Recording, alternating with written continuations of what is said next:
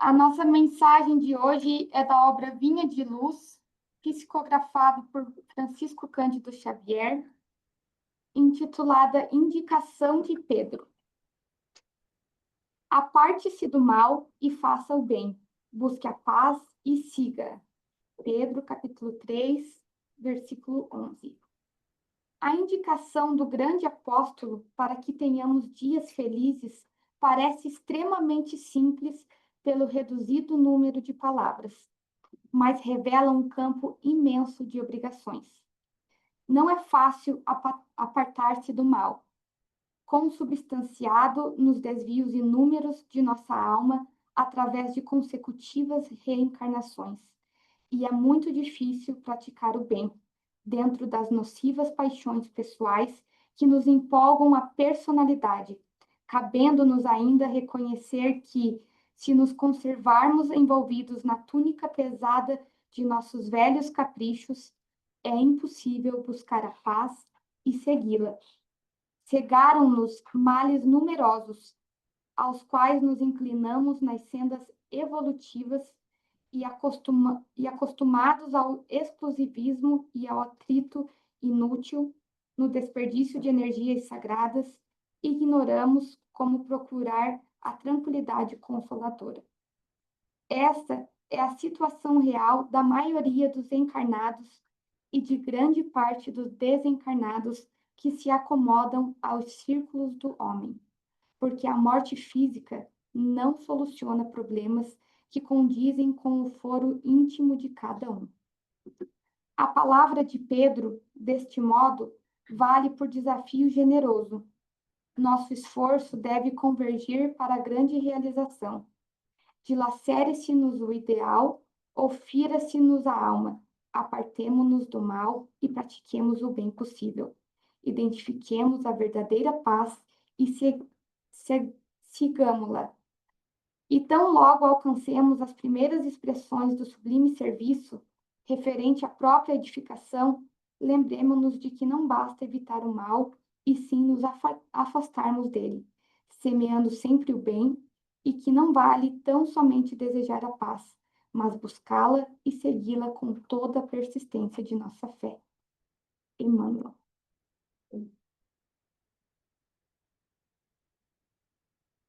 Então, nesse momento, vamos elevar nossos corações e nossos pensamentos ao nosso Mestre Jesus, agradecendo por mais essa oportunidade de estarmos aqui, buscando pela Sua palavra consoladora. Pedimos para que envolva o nosso palestrante do dia, para que ele seja iluminado por essa luz que vem do céu, e pedimos para que toda essa espiritualidade amiga que está aqui conosco nos ajude a captar a mensagem, e entender e que possamos praticá-la ao longo da nossa jornada. Que assim seja. O nosso palestrante de hoje é o Adeilson Sales, lá de São Paulo. Ele é escritor, poeta, médium e palestrante espírita, autor de mais de 77 livros.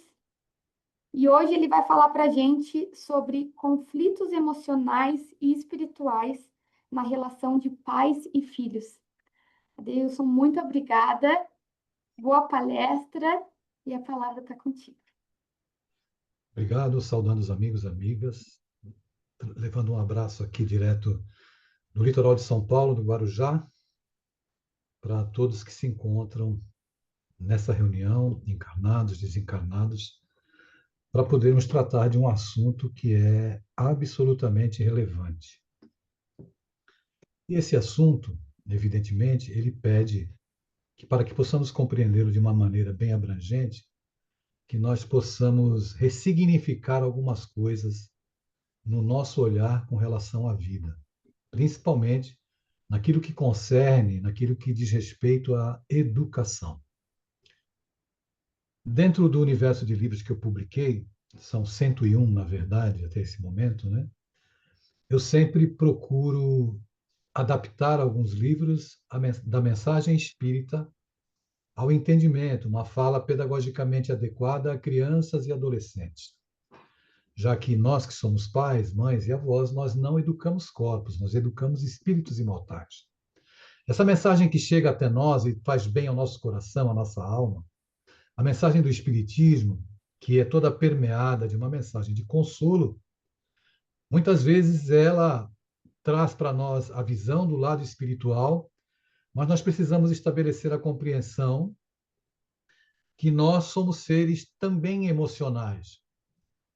Não dá para você fazer uma afirmação apenas de que a pessoa está com um problema emocional ou que está com um problema espiritual. Não existe uma linha demarcatória, uma linha limítrofe entre a instância espiritual e a instância emocional. Essas duas linhas se confundem. Onde existe problema espiritual, tem problema emocional. Onde tem problema emocional, tem problema espiritual. Ocorre que nós, desde que chegamos aqui na Terra, acabamos nos deparando com alguns padrões, algumas propostas comportamentais que fazem com que a gente tente se enquadrar naquilo que o mundo está dizendo, naquilo que o mundo está vendendo como uma proposta de felicidade. É importante a gente mergulhar de uma maneira realmente muito profunda nesse assunto, para entender que, diante de um mesmo fato, cada um de nós vai reagir de maneira diferenciada. Não há como formatar o comportamento humano, já que as nossas experiências nessa encarnação, desde o período infantil, adolescência, etc., e também aquilo que a gente vem recebendo desde outras vidas, isso tudo vem influenciando e influencia no nosso comportamento, de maneira que, para uns, um assunto pode ser uma unha encravada, para outros, uma fratura exposta. Vai depender de como cada um absorve, de como cada um tem um entendimento perante a vida. E é o que eu mais me deparo hoje, né, no atendimento, na apresentação da nossa irmã, é uma apresentação que está um tanto quanto desatualizada. Eu trabalho como psicanalista também. E a maior parte dos pacientes que nos buscam, eles trazem algo em comum, que é uma sede, uma necessidade, uma fome, que eu posso dizer hoje que a ansiedade guarda todos esses anseios que nós experimentamos diante da vida e daqueles com quem convivemos, porque nós não conseguimos controlar a ninguém e nós não conseguimos controlar a vida também. E é claro que quando a gente se depara com situações das quais nós não temos controle, os processos de ansiedade acabam se instalando. Agora, os processos de ansiedade, hoje, eles vêm se instalando desde a infância, na adolescência e na idade adulta, na senectude também. O mundo hoje exige muito de cada um de nós. Exige que nós representemos papéis que muitas vezes nós dizemos sim para o mundo e não para nós mesmos. O mundo exige que nós nos comportemos de tal forma que, invariavelmente, a maioria das criaturas humanas passa a maior parte do tempo dizendo sim para o que o mundo está vendendo, ofertando, e não para si mesmo. Eu me recordo que no ano passado eu estava indo para o aeroporto de Congonhas com a minha filha e ela me indagou se eu já tinha lido um livro chamado A Alma Imoral. Esse livro não é um livro espírita, é um livro de um rabino que mora aqui em São Paulo, capital, e que é uma pessoa assim muito perspicaz, muito espiritualizada, muito inteligente, e ele tem uma aceitação com os seus 37 livros publicados, que são muito bons realmente pelo trabalho que ele faz. Eu gostaria de trazer aqui, na continuidade da nossa fala, para que a gente possa entender um pouco dos mecanismos complexos da relação entre pais e filhos, dos conflitos emocionais, dos conflitos espirituais, mas essa frase eu venho adotando nas últimas palestras e seminários que venho fazendo aqui pelo Brasil, ela é uma verdadeira proposta terapêutica. Se de tudo que eu falar aqui nesse nosso encontro, você que está nos acompanhando, gravar apenas esta frase, o nosso papel já terá surtido efeito. É uma frase que você pode colar na geladeira, que você pode colar no armário do banheiro, que você pode colocar nos lugares em que você transita na tua casa, porque ela é profundamente reflexiva, provocativa e nos remete a ressignificar como é que nós estamos conduzindo a nossa vida. E a frase diz assim: a pior solidão é a ausência de si mesmo. A pior solidão é a ausência de si mesmo. Vale a pena refletir e pensar se nós andamos ausentes de nós mesmos.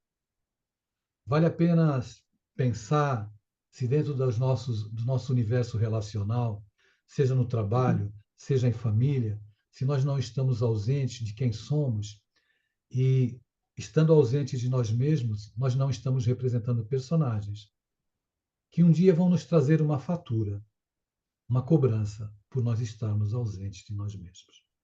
Outro dia, eu lia o livro A Felicidade, do filósofo Sêneca. E ao mergulhar naquelas páginas, eu me deparei com uma fala de Sêneca que a princípio me causou muito espanto. Ele dizia assim: é possível ser feliz todos os dias de maneira perene. Quando eu li a frase de Sêneca que dizia que é possível ser feliz todos os dias de maneira perene, eu logo pensei, esse filósofo deve ter bebido para escrever isso. Porque não é possível. Como é que alguém acredita que se possa ser feliz todos os dias de maneira perene? No continuar da leitura, ele explica como é que alguém pode ser feliz todos os dias de maneira perene. E ele diz assim: para que você possa ser feliz todos os dias, é necessário ser fiel aos seus princípios. O que é algo absolutamente desafiador para esses tempos que nós vivemos, em que nos afastamos de nós mesmos para atender os modelos propostos em sociedade, para fugir dos nossos conflitos, das nossas angústias e das nossas lutas. E quando a gente se dá conta, nós estamos buscando um papel de aceitação dentro do quadro social no qual nós estamos inseridos. Aconteceu uma experiência muito interessante, que vale a pena citar, de um grupo de 10 pessoas que estava dentro de uma sala. E em alguns minutos chegaria a 11ª. Em cima da mesa tinha um vaso azul. E todos os 10 que estavam ali combinaram previamente o que iriam dizer ao 11º que batia a porta e foi autorizado a entrar. A pessoa entrou e os 10 que estavam ali reunidos, um deles indagou a pessoa: Fulano, qual é a cor desse vaso? E ele disse assim: esse vaso é um vaso azul. E o interlocutor disse para ele: azul? Não, esse vaso é lilás. E ele: não é azul. Então o interlocutor se virou para os outros 9 e disse assim: pessoal, qual é a cor do vaso? E todos disseram que o vaso era um vaso lilás. E aquele que havia chegado depois, que evidentemente olhou para o vaso e o vaso era azul, depois de uma breve hesitação, disse: realmente é um vaso azul. A idiotização humana, na busca pela aceitação daquilo que o mundo está vendendo como proposta de felicidade, faz com que a gente se afaste da própria essência. Faz com que a gente queira caber dentro dos modelos, acreditando que a felicidade ou uma vida minimamente equilibrada passa pela aceitação que os outros trazem para nós. Agora, se para nós que somos adultos e empreendemos essa luta titânica contra o ser e aquilo que o mundo deseja que nós nos tornemos, imagine então para uma criança e para um adolescente.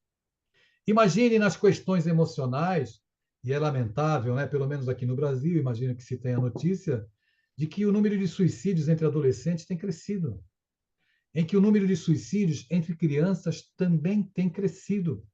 E a gente se angustia e fica se indagando, mas o que é que está acontecendo?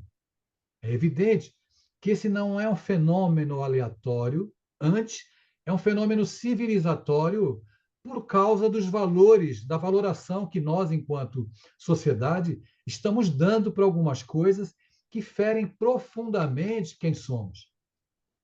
Eu fui convidado a fazer uma palestra sobre os desafios da adolescência no ano passado, na cidade de Praia Grande, aqui no litoral de São Paulo. E chegando lá, eu comecei a falar sobre a ansiedade na adolescência e uma senhora estava presente com um garoto de 10 anos de idade. E durante a minha fala, ela pediu para levantar a mão porque queria fazer uma intervenção. Eu a autorizei e ela me disse assim, apontando para o garoto que estava ao lado dela: Olha, ele já tem ansiedade, ele já sofre de ansiedade. Já estamos procurando um médico para que ele possa ser tratado. Quando ela disse isso, eu pedi para que ela me contasse para mim e para os presentes qual era a agenda daquela criança, daquele pré-adolescente. Então ela me disse que pela manhã o garoto ia para a escola. Às 2 da tarde, o garoto ia para o inglês. Às 3 da tarde, ele ia para o judô. Às 4, ele ia para a natação. Às 5, ele ia para o espanhol. E ele encerrava o dia dele ocupado de tal forma que um processo de ansiedade naturalmente se instalaria em alguém que precisa viver um período de desenvolvimento cognitivo de acordo com a sua capacidade, a capacidade infantil, de alguém que está com a estrutura orgânica em desenvolvimento e a estrutura psicológica também em desenvolvimento. Só que os pais muitas vezes acreditam que a criança, para que ela se torne um adulto feliz, ela precisa ter uma agenda de adultos. E é evidente que uma criança ou um adolescente que não vive como uma criança ou um adolescente, é claro que tem que ter compromissos, é claro que tem que ter responsabilidades, mas precisa experimentar dentro desse processo de cumprir uma agenda com a escola, com o esporte, ou seja lá o que for, é necessário que tenha uma agenda de desenvolvimento para brincar, para viver as coisas inerentes ao desenvolvimento de uma saúde emocional. Eu não estou falando nem de lado espiritual ainda, estou falando do aspecto emocional.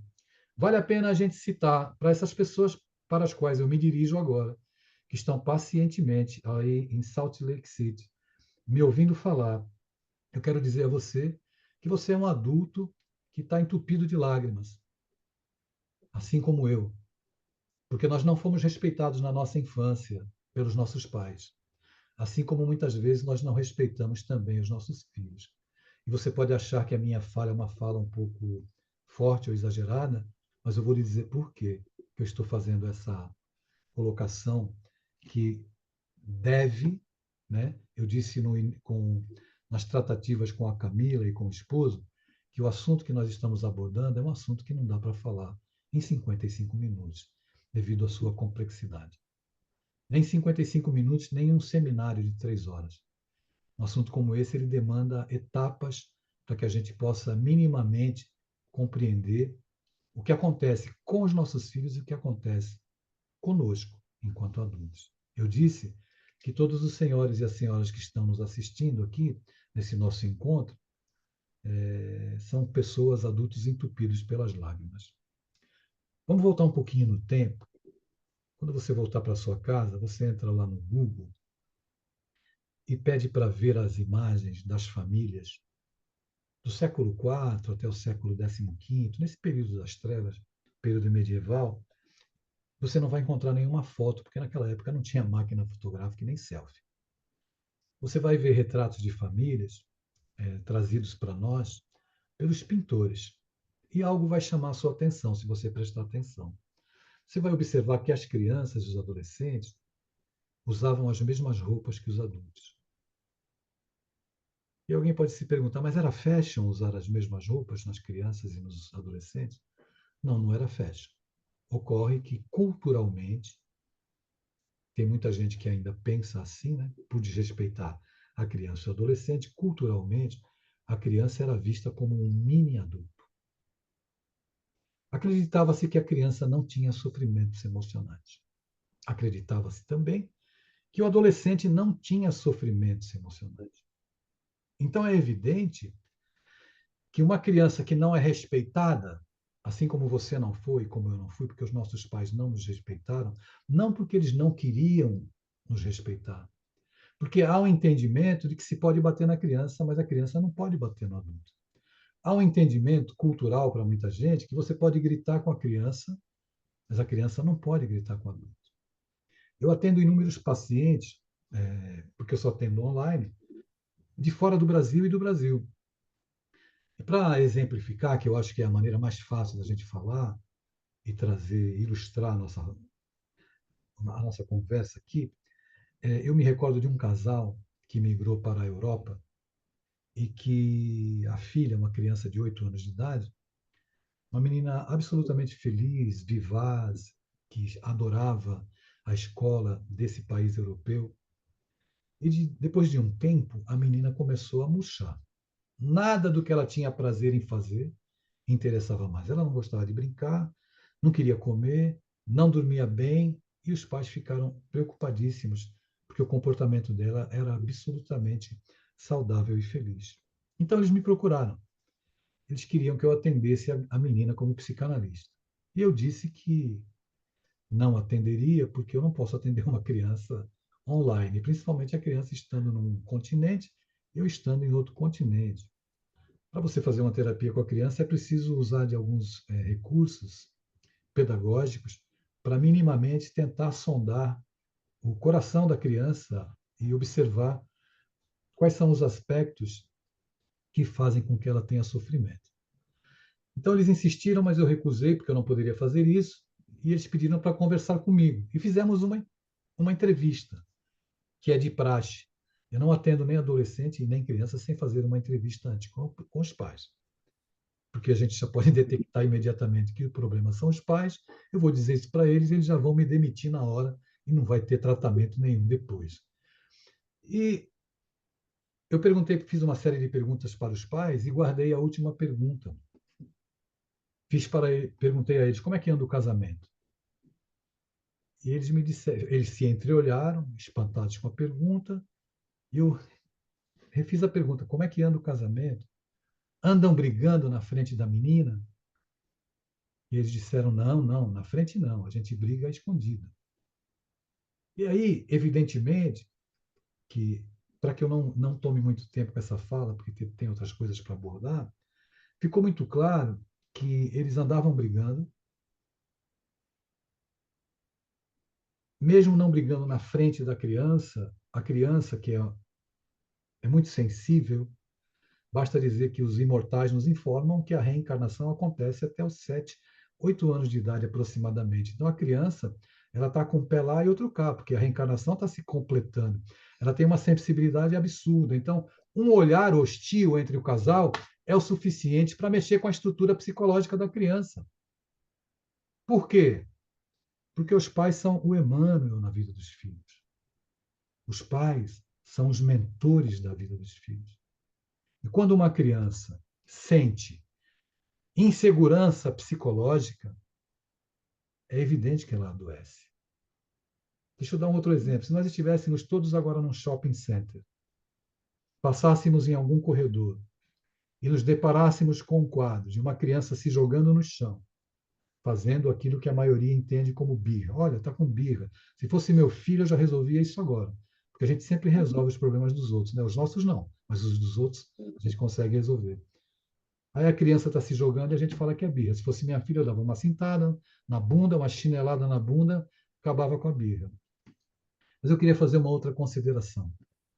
Uma criança que manifesta, que como ela não sabe dar nome aos sofrimentos emocionais que ela tem, vou repetir, uma criança não sabe dar nome aos sofrimentos emocionais que ela tem. Nem no Brasil, nem em Salt Lake City, você vai ver uma criança de 5 anos acordar pela manhã e dizer assim: ah, eu estou tão melancólica hoje. Se você já viu algum caso desse aí, me conte, porque eu gostaria de conhecer. A criança pode não dizer que está com melancolia, mas não significa que ela não sinta. Ela sente, mas não sabe dizer. Então, uma criança que se joga no chão, você pode interpretar como birra, mas ela está pedindo socorro. Ela está pedindo ajuda, porque ela não sabe manifestar a dor por se sentir insegura, por observar que pai e mãe estão se digladiando dentro de casa. E existe, evidentemente, uma fragilização psicológica da criança. Ela vai passar a não dormir, não vai comer, porque é o medo, o receio de que aquilo que ela supunha ser o seu porto seguro não existe mais, porque os pais estão, de certa forma, se digladiando. Eu estou trazendo apenas um painel, uma proposta reflexiva, para que a gente possa conversar e adentrar o lado espiritual daqui a pouco. Imagine um adolescente que procura os pais e tudo aquilo ele fala assim, pai, eu estou triste, ou mãe, eu estou triste, e é interpretada essa tristeza como frescura. Imagine um adolescente que também não sabe dar nome aos seus sofrimentos e às suas angústias, e o pior, um adolescente que não tem sentimento de pertença nas suas relações. Relação nenhuma funciona, nem casamento, nem amizade, nem relação pais e filhos, se não tem pertencimento. O que é o pertencimento na relação com o adolescente? É ele poder falar das suas angústias e os pais ouvirem. Tem pai que não sabe fazer outra coisa a não ser falar com o filho. Tem pai, estou dando exemplo, estou falando de pais, de educadores, tá certo, pessoal? Não estou demonizando o pai como figura. Tem educador que passa a vida inteira falando. Se você passa o tempo todo falando com seu filho, você não sabe quem é seu filho. Porque com filho a gente não fala, com filho a gente conversa. Conversar significa ouvir, mesmo que ele fale coisas com as quais eu não concorde. Então, a gente acredita, ou a maioria acredita, que educação é uma via de duas mãos. Eu vou com o meu processo educativo, é assim que funciona, é assim que funcionou comigo, é assim que tem que ser. E se nós estamos num grupo de espírita que tem como base a reencarnação, a gente tem que começar a refletir até que ponto a educação é uma via de duas mãos. Eu falo e ensino, mas eu presto atenção para aprender também. Porque no próprio livro dos Espíritos, os imortais nos ensinam. Existem filhos inteligentes com pais obtusos. E pais inteligentes com filhos obtusos. Então, nesse universo relacional, nós precisamos abrir, alargar mais a nossa compreensão, no sentido de ter um olhar para além das ordens que eu dou. E é evidente que se você não está bem emocionalmente, a facilidade ou a porta aberta para as influências espirituais mórbidas, elas se dão de uma maneira mais fácil. Veja como nós estamos, Camila, os amigos que estão nos ouvindo aqui. Nós estamos devendo muito para as crianças e para os adolescentes. Lá no livro dos Médiuns,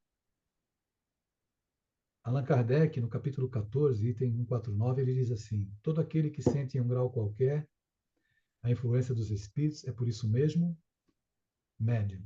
É isso, pessoal? Respondam assim, sim, que aí acaba logo a palestra. Vamos lá, vai. Sim, concordam? Vai acabar logo, tá bom? Todo aquele que sente em um grau qualquer a influência dos espíritos é por isso mesmo médium, mas não é a partir dos 18 anos. Então, a mediunidade é uma condição orgânica inerente ao ser humano.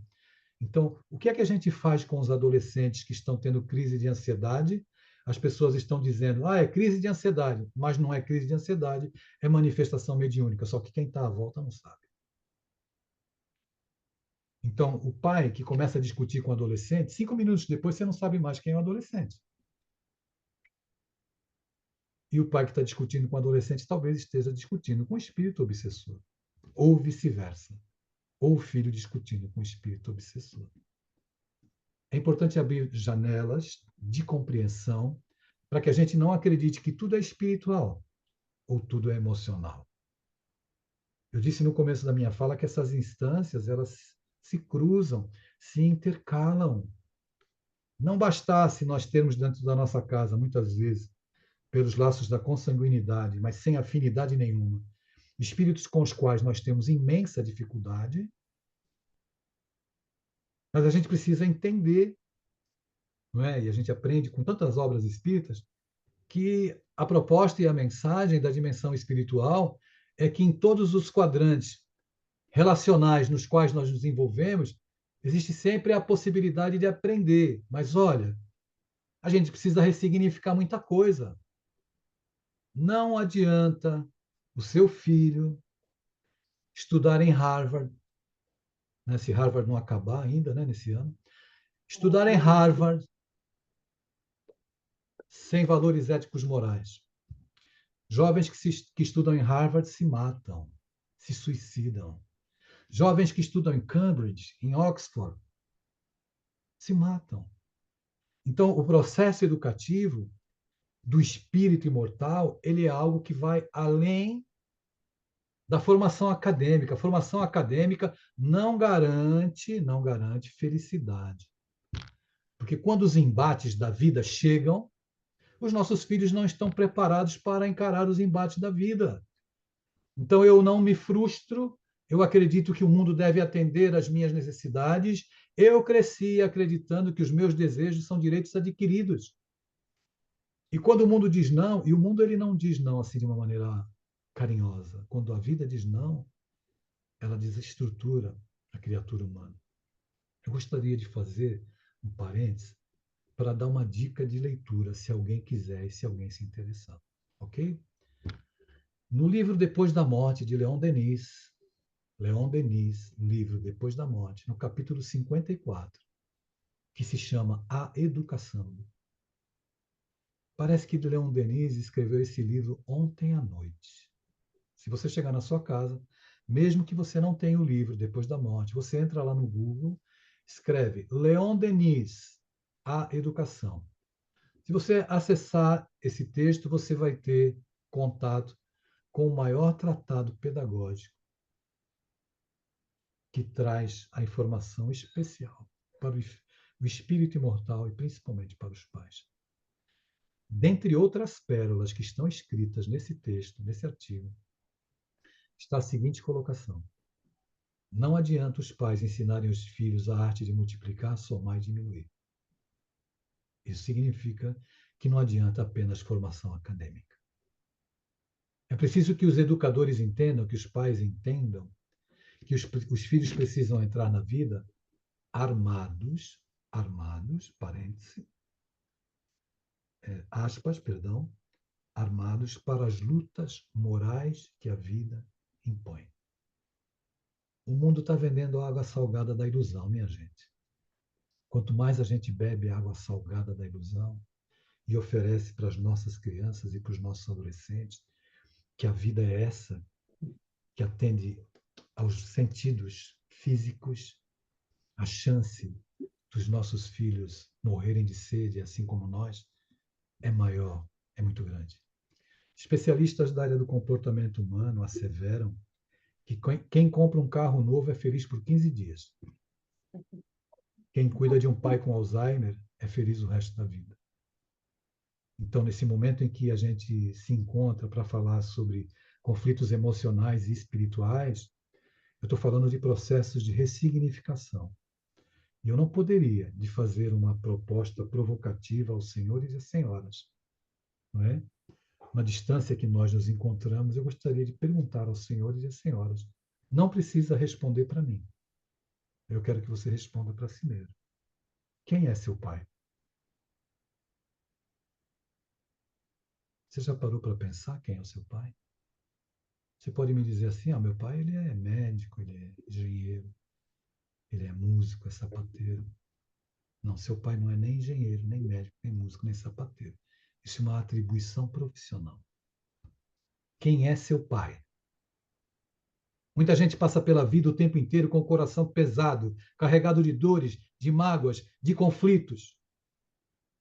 E quando se depara com qualquer fracasso na vida, evidentemente já terceirizou a responsabilidade. Eu sou assim por causa do meu pai, ou por causa da minha mãe, ou por causa das coisas, ou por causa do Brasil, ou por causa dos Estados Unidos. Quem é seu pai? Quem é você? Quando você reencarna, chega na Terra, o mundo apresenta para você um modelo de pai. O mundo diz assim: o pai tem que ter isso, isso, isso, isso, isso. Se nós fôssemos fazer um checklist agora de quem são os nossos pais, talvez eles não preenchessem um terço da lista daquilo que o mundo diz que um pai deve ser. Estão me ouvindo bem? Estão me ouvindo bem? É que deu uma falhada aqui, congelou. Posso continuar? Posso, pessoal? Ok, obrigado. E aí, quando eu indago para você quem é seu pai, é porque o mundo diz que os pais têm que ter um comportamento padrão. Quando eu pensava nisso e olhava para o meu pai, eu pensava assim: bom, primeiro que meu pai não gostava de mim, porque na minha casa eu não podia falar. Eu não podia falar dos meus sofrimentos. Pai, estou triste. Pai, estou assim. Pai, estou assado. Eu não tinha o direito. Ele não me dava esse sentimento importante que eu disse há pouco das relações, em que a gente precisa pertencer à relação, se sentir acolhido na relação. Então, quando ele desencarnou, eu pensei, ele não gostava de mim. Nunca gostou. O tempo foi passando, eu fui envelhecendo, eu fui estudar psicanálise, comecei a conhecer um pouco mais das dores humanas. E aí eu decidi fazer o que eu vou propor para os senhores e para as senhoras fazerem agora. Ao pensar nos seus pais, tenham sido eles bons ou não, né? Eu gostaria que você tirasse o papel de pai. Tire do seu pai. Por exemplo, o nome do meu pai era Roque.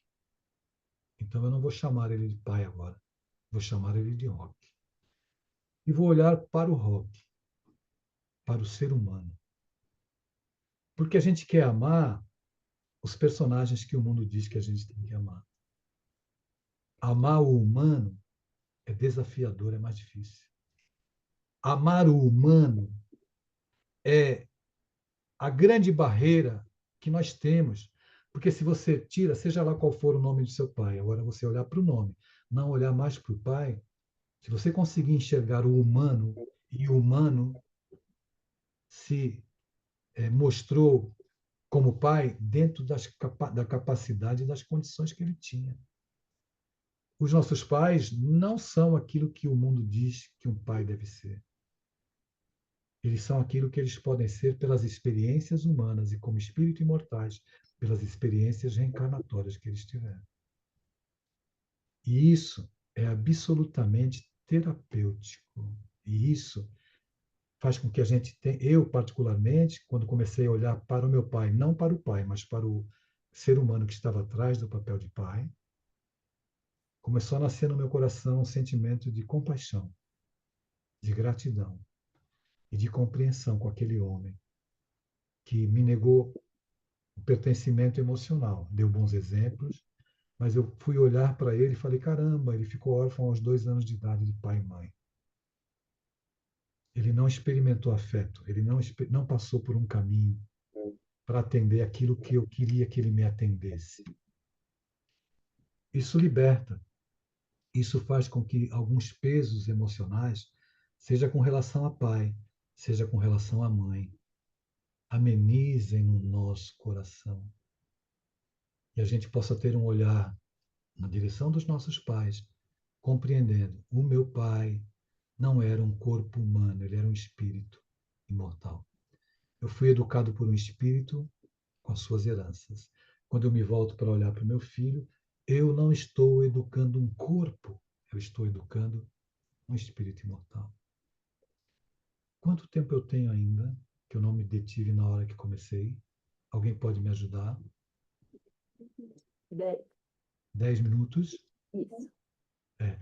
Então, como eu falei, o tempo é pouco, né, para a gente trabalhar esses assuntos. Mas eu queria contar uma história real que aconteceu comigo nas minhas andanças, porque eu faço palestras em escolas também. E fui fazer palestra numa escola em Brasília para adolescentes. Gostaria que os senhores e as senhoras ouvissem bem essa história, porque ela é impactante. Eu já falava há quase 50 minutos para os adolescentes. Aproximava-se do final a minha abordagem, quando uma adolescente, sentada lá no final da sala, levantou-se chorando copiosamente e saiu da sala. Evidentemente que eu não podia interromper a minha fala para saber o que estava acontecendo. Fui até o final, quando eu encerrei, a diretora da escola me pediu para que se eu poderia ir à sala dos professores, porque aquela menina estava lá sem parar de chorar. Eu me dirigi à sala dos professores e deparei com uma garota, 14, 15 anos aproximadamente, que chorava convulsivamente. Depois de alguns minutos para acalmá-la, eu perguntei para ela assim: meu bem, por que você está chorando tanto? Ela me disse: é o meu pai. Mas o que tem seu pai? Qual é o problema com seu pai? O meu pai? O meu pai, ele nunca está sóbrio para ouvir eu dizer eu te amo, pai. O meu pai nunca está sóbrio para ouvir eu dizer eu te amo, pai. Claro que ela me causou um impacto e eu tinha que me recompor e também afastar a emoção que tomava conta de mim naquele momento. E eu perguntei para ela: mas seu pai bebe desde quando? Ah, meu pai bebe desde que eu me entendo por gente. E aí eu fiz uma nova pergunta: mas você acha que você vai mudar seu pai? Ela disse: não. Mas eu tenho uma proposta para te fazer. Quando você for para sua casa, que você chega lá, mesmo que seu pai esteja alcoolizado sobre a cama, aproxime-se dele e diga assim: papai, eu te amo. E ela imediatamente redarguiu: mas ele não vai ouvir que ele está bêbado. Eu falei: mas não importa que ele não ouça e que ele esteja bêbado. Você não ama seu pai, não tem amor por ele? Tem. Então dê amor para ele. Nós somos aqueles espíritos que esperamos as condições meteorológicas favoráveis para amar alguém. Nós somos aqueles espíritos que queremos que as pessoas se adequem exatamente ao nosso modo de ver a vida para dizer para as pessoas: eu te amo. Se você tem alguém na sua vida embriagado, não necessariamente de álcool, alguém embriagado pela indiferença, alguém embriagado pela ausência, alguém embriagado pela falta de afeto, talvez o que eu disse a ela sirva para sua reflexão. Eu disse a ela: já que você não pode mudar seu pai, mude o jeito de olhar para o seu pai. Se existe alguém que você ama profundamente, que você percebe que está à beira do abismo, e que você gostaria de tirar essa pessoa da beira do abismo, a gente não tem controle sobre a vida dos outros, nem sobre a vida propriamente dita. Mas nós não devemos nos afastar das pessoas que estão embriagadas, seja lá do que for, porque isso vai fazer a diferença. O amor, o afeto. Então eu disse a ela: mude o jeito de olhar para o seu pai. Você que está aqui comigo nessa tarde aqui, eu posso dizer a você: talvez você esteja experimentando uma dor muito grande, uma circunstância de sofrimento que já se arrasta há muitos anos. Mas é importante que, para que você administre de uma maneira em que a dor não te acorrente de forma tão portentosa como faz hoje, você mude o jeito de olhar para as pessoas. Entenda que as suas lutas são suas, que não dá para lutar as lutas dos outros, não dá para batalhar a batalha que cabe aos outros. Isso é fundamental. E nas nossas relações com os nossos filhos, é preciso não dar, entendo eu, me permitam essa colocação, ressignificar a relação com eles, sem ressignificar o nosso olhar para a educação que nós recebemos dos nossos pais. Eu disse que nós somos um grupo de adultos entupidos pelas lágrimas, porque nos disseram, e ainda é conceito no mundo, que quem chora é fraco. Não é? Então, as redes sociais hoje estão patologizando as emoções e os sentimentos humanos. Patologizar um sentimento e uma emoção é acreditar que alguém que está triste está doente. Acreditar que alguém que está experimentando um período de melancolia precisa de remédio. Então, as emoções estão sendo colocadas no patamar de enfermidade, e não são. Se você não fica triste, se você não fica melancólico, se você não sente raiva quando é contrariado, você está precisando de tratamento. Porque são emoções humanas. Mas a gente não deve viver nem com raiva, nem triste, nem melancólico. Mas experimentar essas emoções faz parte do nosso papel. E é importante olhar para uma criança e para um adolescente e entender, em primeiro lugar, que a gente precisa parar de falar com as crianças e começar a conversar. A gente precisa parar de falar com o adolescente e começar a conversar. E a gente precisa olhar no espelho e conversar e se indagar. Quem sou eu? Já que nós precisamos mudar o olhar para os outros, mudar o olhar para si mesmo.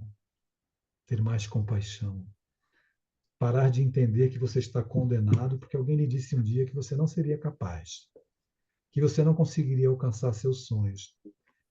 Ou quando os próprios pais muitas vezes fazem com que os filhos não acreditem neles, eles crescem inseguros, vulneráveis para a vida. A gente está se encaminhando para o encerramento. Eu não falei nem um terço do que eu teria que falar nesse assunto, né? Tanto de casos clínicos que eu citaria aqui, e os senhores e as senhoras ficariam impressionados. Eu só para dizer a vocês, eu sempre me preocupei em adequar a literatura espírita para as crianças. Por isso que alguns anos atrás eu lancei Paulo Estevão para jovens, com o prefácio do senhor Haroldo Dutra Dias. Eu lancei Nosso Lar para crianças e lancei Nosso Lar para adolescentes, com o prefácio do senhor Divaldo Pereira Franco. Lancei o Evangelho segundo o Espiritismo para crianças. O Evangelho tem 28 capítulos.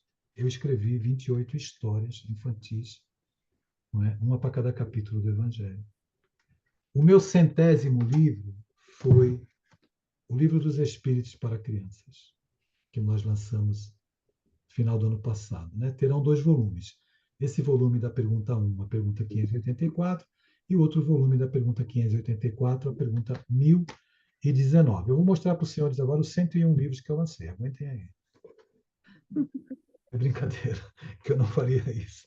Mas esse livro aqui, que tem.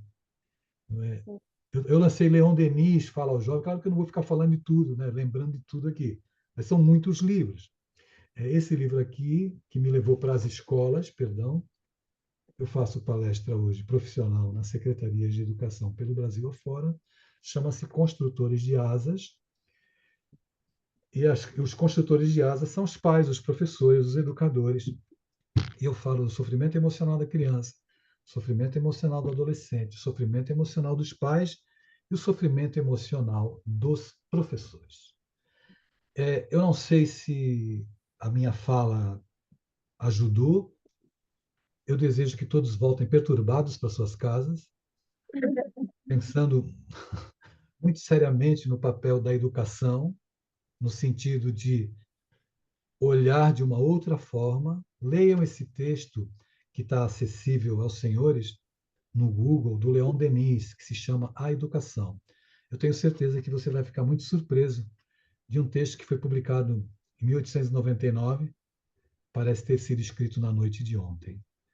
Não dá tempo, o que seria mais importante é interagirmos, ter perguntas para a gente interagir, mas eu já combinei com os meus amigos, me coloquei à disposição para em outro momento, caso exista interesse, a gente possa fazer uma dinâmica, um comentáriozinho de 20 minutos e depois abrir para perguntas. Nós não falamos, não cheguei a falar para vocês, mas encerro a minha fala me apresentando como ser humano. Disseram que eu era psicanalista, poeta, que tinha tantos livros publicados. Mas agora eu vou me apresentar como ser humano. É o final, para fechar. O meu nome é Adeilson Salles. Eu tenho 3 filhas, 5 netos. Uma das minhas filhas é uma mulher trans. Essa minha filha, ela fez tantas coisas boas por mim. Ela me transformou num homem melhor. Ela me transformou num pai melhor. Ela me transformou num psicanalista melhor, num escritor melhor. Quando meu filho me disse que era filha, eu disse para ele: mas vai mudar o que no nosso amor? Eu te amo. Onde você não for bem-vindo, eu também não sou bem-vindo. Onde você não for aceito, eu também não serei aceito. A experiência com essa minha filha, que mora em Berlim, que só me engrandeceu. E eu não tenho o direito de esconder uma história da qual eu me orgulho. É assim que eu me apresento para os adolescentes, muitos com risco de suicídio, se automutilando, conflitados na área da sexualidade. E quando eu me apresento desta forma, olham para mim e pensam assim: eu posso falar com esse cara sobre as coisas que eu estou passando. E isso, entendo eu, como psicanalista, como espírita, como pai ou como avô, é o mais importante. Que a gente possa entender que o caráter de um ser humano não se caracteriza pela cor da pele, pelo uso de piercings ou tatuagens, pela sua orientação sexual ou pelo gênero. Nós não amamos pela genitália, nós amamos pelo espírito. É isso que norteia a nossa vida. É isso que dá serenidade para a gente viver. Entendermos que o amor não fica restrito a um prazer de 10 segundos ou 15 segundos. Isso não é amor. Isso é o complemento do amor. O amor é algo que a gente ainda está aprendendo. Por isso que Paulo dizia assim: o amor do Cristo nos constrange. Imagine você um amor que constranja. A gente não consegue conceber isso ainda. O amor do Cristo nos constrange. Eu agradeço e desejo que todos retornem aos seus lares, levando um novo olhar para todos aqueles que vocês convivem. Registrando os meus protestos, que a melhor parte da palestra vai acontecer agora, o cafezinho, e eu não estarei presente para usufruir desse momento. Um beijo para todos, um abraço carinhoso.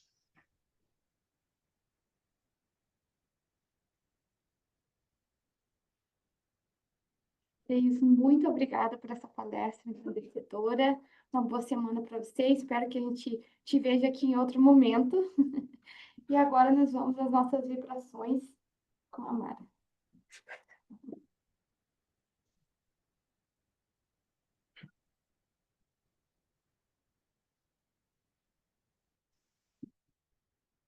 E agora, depois de ouvirmos todas essas palavras que, de alguma forma, toca nossos corações e nos faz pensar mais e melhor do que estávamos ontem. Por quê? Porque abre o nosso coração para uma nova visão. Uma visão de tempo, de espaço, mas principalmente de amor. Então, essa emoção e esse amor que estamos sentindo agora, nós vamos expandir eles. Por quê? Porque é através disso que nós vamos conseguir mudar a nossa vida e os nossos pensamentos. Então, vamos elevar os nossos pensamentos ao nosso Pai maior, ao nosso Mestre Jesus, aos mentores dessa casa, que nos acompanha e nos faz, cada dia, procurarmos sermos melhores. Vamos elevar as nossas vibrações a todos aqueles que, de alguma forma, estão sofrendo, de alguma forma, estão pedindo ao Mestre que alivie o coração de cada um. Vamos elevar os nossos pensamentos aos hospitais, às casas de asilo, aos lares onde faltam ainda tanta compreensão, mas que um dia eles alcançarão, porque nós estamos aqui para a nossa evolução espiritual. Vamos elevar os nossos pensamentos aos lugares onde a demência, onde a falta de algumas coisas que faltam e que estão ali, procurando um consolo e um abrigo, mesmo que não possamos entender, clamam por amor. Vamos elevar os nossos pensamentos, mas principalmente a essa terra maravilhosa que Deus nos deu de presente, com tudo, para que possamos ser como ela, próspera, amiga, que nos retribui tantas coisas, mas que muitas vezes fazemos dela o nosso próprio sofrimento, porque não sabemos ainda como conservá-la. Vamos elevar nosso pensamento e nossas vibrações por aqueles que muitas vezes destroem todo esse paraíso maravilhoso que temos aqui. Vamos elevar o nosso pensamento a nossas crianças, aos nossos órfãos que precisam de paz, de consolo, de direcionamento, de alguém que estenda as mãos para ajudá-los. E vamos pedir ao nosso Pai maior que nos dê a possibilidade e o entendimento de sairmos daqui com o coração cheio de amor para doar por onde quer que passamos. Que possamos entregar todas essas palavras e esse entendimento àquele que busca a nossa mão. E vamos, Senhor, amigos, a elevar nosso pensamento e agradecer a Deus por essa oportunidade. Que assim seja, graças a Deus.